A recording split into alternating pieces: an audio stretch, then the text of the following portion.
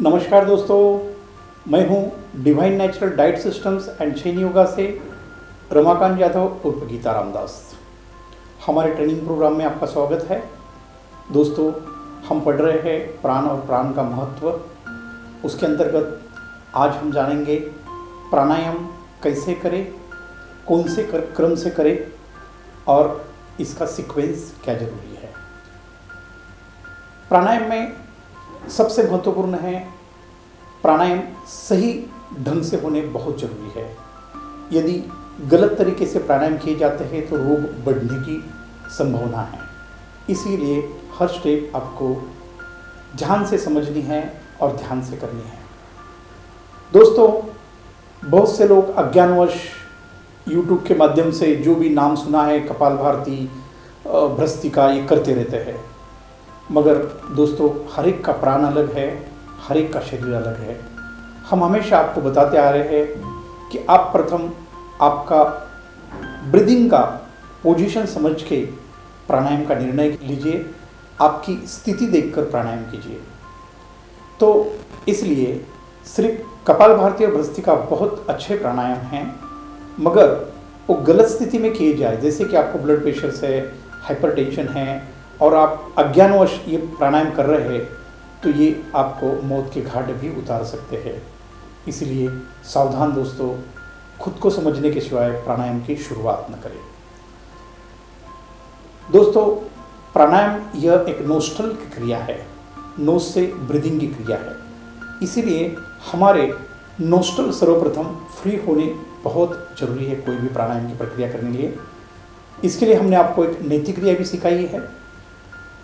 2 दिन 3 दिन में एक बार नैतिक क्रिया कीजिए और हर रोज प्राणायाम करने के पहले मैं आपको कोई भी प्राणायाम शुरू करने के पहले 2 क्रिया सिखाता हूँ। वो सिर्फ 45 से 1 मिनट की क्रिया है।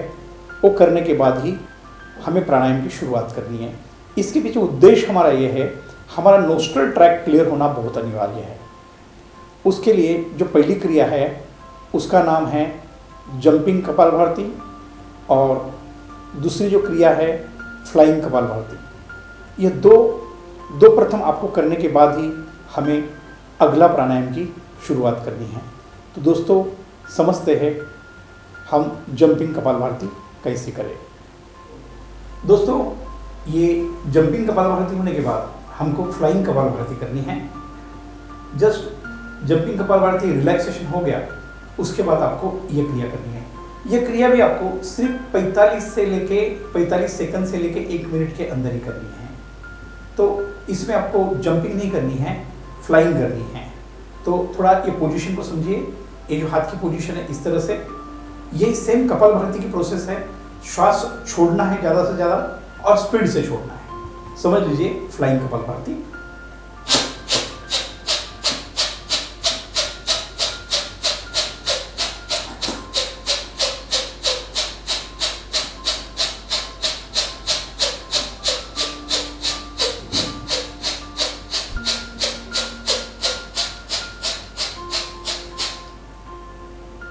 इस तरह से रिलैक्स हो जाइए और इस तरह से फ्लाइंग कपालभाति आपको करना है। दोस्तों, इससे भी अपना नोस्ट्रल्स का पूरा एरिया कवर हो रहा है, पूरा माइंड एनर्जेटिक हो रहा है। ये क्रिया आप महसूस करिए, पूरा ध्यान अपने शरीर पर डालें, आँख बंद रखें और रिलैक्स से देखें बॉडी में क्या परिवर्तन हो रहा है। प्राणायाम में फील करना बहुत इंपॉर्टेंट है, शरीर के आंतरिक क्रिया को देखना बहुत महत्वपूर्ण है। दोस्तों, तो अभी हम समझ रहे हैं जंपिंग कपालभाति। जंपिंग कपालभाति का मतलब है आप दोनों पाँव को ऊपर से नीचे उठाइए और सिर्फ आपको श्वास छोड़ना है, श्वास लेने के लिए सोचना ही नहीं। तो समझ लीजिए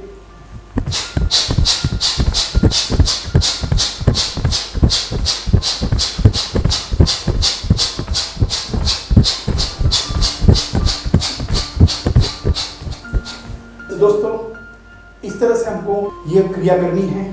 यह क्रिया हमको सिर्फ 45 से 1 मिनट के अंदर ही करनी है और जस्ट ये होने के बाद 30 सेकंड के लिए थोड़ा रिलैक्स करना है और रिलैक्स करते समय मुख धोती करनी है।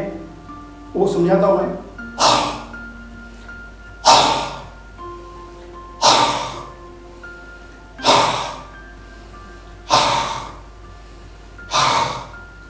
ये सिर्फ आपको 5 बार करना है। इससे आपका पूरी थकान रिलैक्स हो जाएंगे। इस तरह से जंपिंग कपालभाति से क्या होगा, हमारा पूरा बॉडी एनर्जेटिक हो जाएगा और हमारी जो श्वास नलिका है वो खुल जाती है। दोस्तों, इस तरह से हमारी दोनों श्वसन नलिकाएं एकदम फ्री हो गई है, हमारा शरीर एक्टिवेट हो गया है, मन भी एक्टिवेट हो चुका है। दोस्तों, बैठने की स्थिति सुखासन, वज्रासन, नहीं तो पद्मासन, जो भी आपको सुखद लगता है आप वो आसन में बैठ सकते हैं। दोस्तों, खास तौर पर एक अमेज़ॉन पे अभी ये वज्रासन चेयर मिलती है। बहुत लोग वजन ज़्यादा होने की वजह से ज़्यादा बैठ नहीं सकते हैं वज्रासन में, तो ये एक वज्रासन चेयर है। तो वज्रासन चेयर पे कैसा बैठने का ये मैं आपको समझाता हूँ। ये इसका स्लो पोर्शन ये जो है ये दोनों पाँव के बीच में डालना है और इस तरह से आप बैठ के, मतलब 1 से 1.5 घंटा भी आपको मेडिटेशन भी करना है तो आप ये चेयर पे बैठ के कर सकते हैं। ऐसी ये वज्रासन चेयर है, क्योंकि आप योग मार्ग में प्रथम आए हैं, आपको आधा घंटा 20-20 मिनट बैठने की आपको आदत नहीं है, वो हिसाब से ये वज्रासन चेयर भी आप वज्रासन चेयर पे भी कर सकते हैं, जिससे क्या है नीचे के पाँव को ज़्यादा प्रेशर नहीं आती है और यह एक सुखद आसन हो जाता है। तो हमारा जो पहला नियम है, हमारा मेरुदंड सीधा होना चाहिए, नेक और हेड एक लाइन में होना चाहिए। यह स्थिति हमारी प्राणायाम की होनी चाहिए। दोस्तों, सर्वप्रथम ये जो प्राण है हमको संपूर्ण शरीर में घुमाने हेतु हमको प्रथम कोई भी प्राणायाम करने के पहले सेक्शनल ब्रीदिंग का मतलब है विभागीय प्राणायाम करना अनिवार्य है।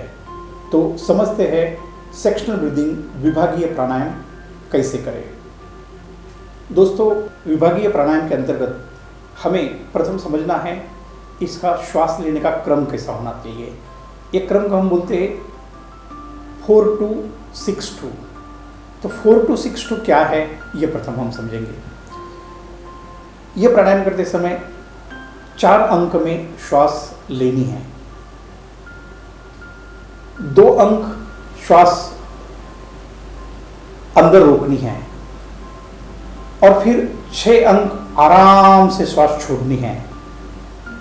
श्वास छोड़ने के बाद जो 2 है वो बाह्य कुंभक, बाहरी श्वास रोक के 2 सेकंड बाह्य कुंभक करना है। इस तरह से यह 4-2-6-2 के रेशियो में यह करना है।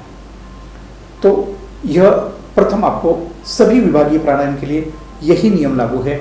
यह आपको प्रथम ये सीक्वेंस को अच्छी तरह से समझना है। हमारा पहला जो प्राणायाम है विभागीय प्राणायाम, उसको कनिष्ठ प्राणायाम बोलते हैं। कनिष्ठ मतलब एब्डोमिनल ब्रीदिंग उसको कहते हैं। तो एब्डोमिनल ब्रीदिंग की स्थिति किस तरह से करें। प्रथम ये जो अपने हाथ है, ये उंगलियां है, इस तरह से रखें और जो हमारा डायफ्राम का पोर्शन है यहाँ ठीक से हमारी उंगलियां नीचे की तरफ होनी चाहिए। इस पोजीशन में आपको बैठना है। मैंने आपको समझा है 4 अंक में पूरक करना है, मतलब श्वास लेना है। श्वास लेने के बाद 2 अंक रुकना है। बाद में 2 अंक रुकने के बाद स्लोली 6 अंक में श्वास छोड़नी है और श्वास छोड़ने के बाद बाह्य कुंभक को 2 अंक करना है। तो प्रत्यक्ष क्रिया को हम समझते हैं। तो मैं आपको हाथ जरा ऐसा करके दिखाऊंगा कि आपकी समझ के लिए आपको नहीं करना है।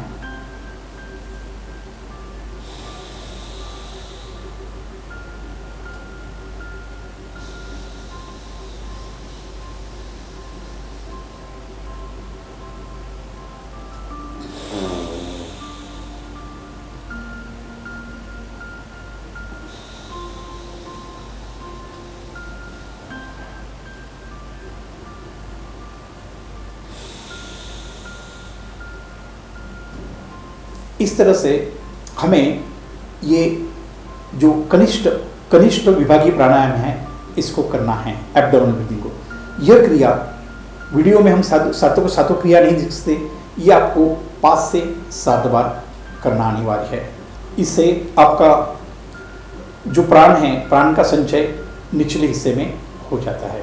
दोस्तों, अभी हम समझ रहे हैं मध्यमा विभागीय प्राणायाम, इसे थैलेसिक ब्रीदिंग, चेस्ट ब्रीदिंग भी कहते हैं। दोस्तों, श्वास देने की क्रिया सब कुछ सेम है, सिर्फ हाथों की हमारी जो पोजीशन है यह इस जगह पर हमें हाथ रखने हैं और 4 अंकों में श्वास लेना है, 2 अंक में रोकना है, 6 अंक में धीरे धीरे छोड़ना है और 2 अंक में बाह्य कुंभक करके फिर श्वास लेना है।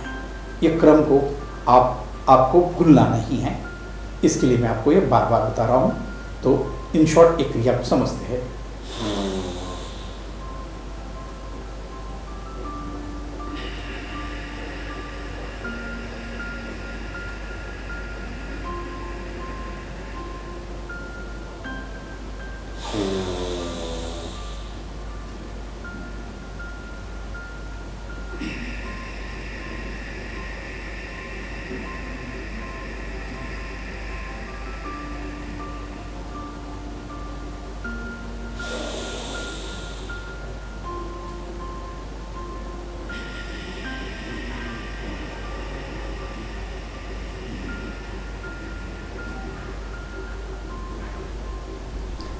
इस तरह से दोस्तों, इसे 5 से लेके 7 आवर्तन करने हैं। ये मध्यमा के 5 से 7 आवर्तन करने हैं। इसके बाद हम समझने जा रहे हैं जेस्ट विभागीय प्राणायाम, शोल्डर विभागीय प्राणायाम भी बोलते हैं, शोल्डर ब्रीदिंग भी बोलते हैं। तो इसकी पोजीशन प्रथम आप समझिए। श्वास की पोजीशन आपको पूर्ण तरह से समझ में आएगी। हाथ को ऊपर की दिशा में करने हैं और बाद में ये जो हाथ है फोल्ड करके अपने पीठ पे रखने हैं। चीन जो है नेक से लगानी है इस स्थिति में, और इस स्थिति में हमको यह ब्रीदिंग करनी है। 4 अंकों में श्वास ले, 2 अंक रुके, 6 अंक में छोड़े, 2 अंक बाह्य कुंभक, फिर श्वास ले। इस तरह से हमें यह 5 से 7 आवर्तन करने हैं इस स्थिति में। इससे इस तरह से हमको 5 से 7 आवर्तन इस स्थिति में करने हैं। तो यह आपको विभागीय प्राणायाम इस तरह से प्रथम करने हैं। विभागीय प्राणायाम से पूर्ण शरीर में हमारा प्राण का संचय होता है और हमारा जो श्वास है वो नियंत्रित होता है। उसके लिए कोई भी प्राणायाम करने के पहले विभागीय प्राणायाम करना अनिवार्य है। इसका आखिरी और अंतिम पड़ाव हम समझाते हैं, इसको कहते हैं फुल यौगिक ब्रीदिंग। यौगिक ब्रीदिंग में ये इस तरह से मुद्रा करनी है। यहाँ इसको जोड़ते हैं तो ये आधी मुद्रा हो गई। ये दोनों मुद्राएं हम जोड़ते हैं तो इसको ब्रह्म मुद्रा कहते हैं। बस ये स्थिति में आपको 5 से 7 आवर्तन करने हैं। ये फुल यौगिक ब्रीदिंग है। इससे पूरे शरीर में प्राण का संचारण होता है। बस श्वास लीजिए, hold for 2 second, exhale, hold outside, श्वास लीजिए, रोकिए और छोड़िए। यह क्रिया को आपको 5 से 7 आवर्तन इसके करने हैं। इसको कहते हैं फुल यौगिक ब्रीदिंग। दोस्तों, हमारा प्राणायाम का मुख्य उद्देश्य है कि हमारा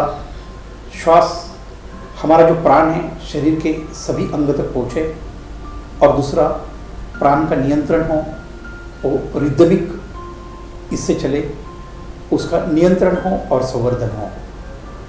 यह क्रिया से हमारे शरीर में पूर्ण प्राण पहुँचा है। फुल योगिक ब्रीदिंग की वजह से पूरे शरीर में प्राण का संचय हुआ है। इस तरह से प्रथम जो उद्देश्य है हमारा, वो सीक्वेंसली विभागीय प्राणायाम ही करना है। दोस्तों, उम्मीद करता हूँ यह विभागीय प्राणायाम, सेक्शनल ब्रीदिंग आप अच्छी तरह से समझ गए होंगे। इसके लिए कोई लिमिटेशंस नहीं है, यह हर कोई कर सकता है, इसमें कोई दिक्कत नहीं है। यह हमारे पंच प्राण को एक्टिवेट करता है। पंच प्राण, हमारे शरीर में 5 प्राण हैं।